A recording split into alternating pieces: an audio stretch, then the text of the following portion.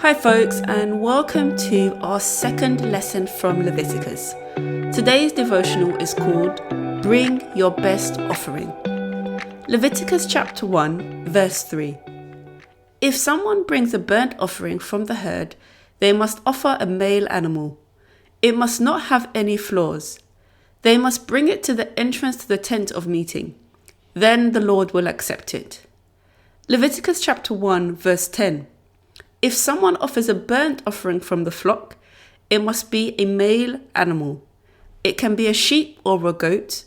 It must not have any flaws.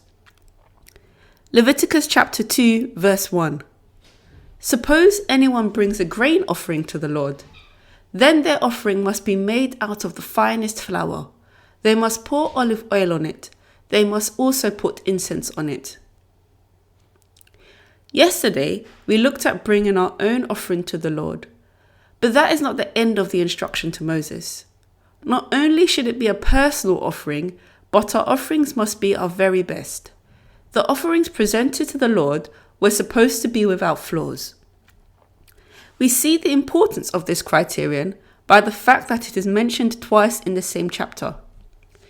Most of us give offerings from our own salaries or income.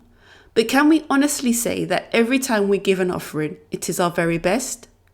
Often, we give whatever happens to be in our reach. Whatever we happen to find on our person, in our bags, wallets or purses. If we were giving online during an e-service, we may find it inconvenient to access our online banking and say to ourselves that we will give later, but then forget. This is not what it means to give our best to the Lord. To give an offering without flaws. One way to give our best to the Lord might be to prepare how much we give. To fulfill the instruction given by the Lord to bring an offering without flaws, the giver would have to have had inspected their animal before presenting it to the Lord.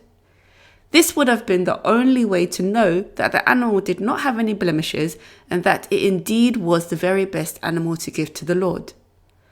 Perhaps if we prepare our offerings thoughtfully and in prayer, we may find that we are led to give an offering that costs us and represents our best. Recently, I was budgeting and looking at my outgoings. I remembered that as a student, I had always wanted to give a set weekly offering but couldn't afford to. As I looked at my spreadsheet, I asked myself why I wasn't giving that amount, and if not now, when exactly would I give that offering? How much would I need to earn before I felt comfortable in giving that amount? I then realized I would always have a reason not to give that amount and decided to give that amount. Another way to determine whether we are giving our best is to consider whether or not we would be happy to receive the offering we have given. Of course, we all have various giving capacities, so the amount is not what we are considering here. We also know that God is concerned with the heart of the giver more than the amount given. But for those of us who are giving less than we ought to, reflecting on the amount may cause us to give something that is more representative of our best. Here are some questions to think about. Did I give my best offering to the Lord? When was the last time I prepared or reviewed my offering? Are my offerings an afterthought? How often do I forget to follow through during an online service and give an offering? Thanks for listening and have a great day. Bye.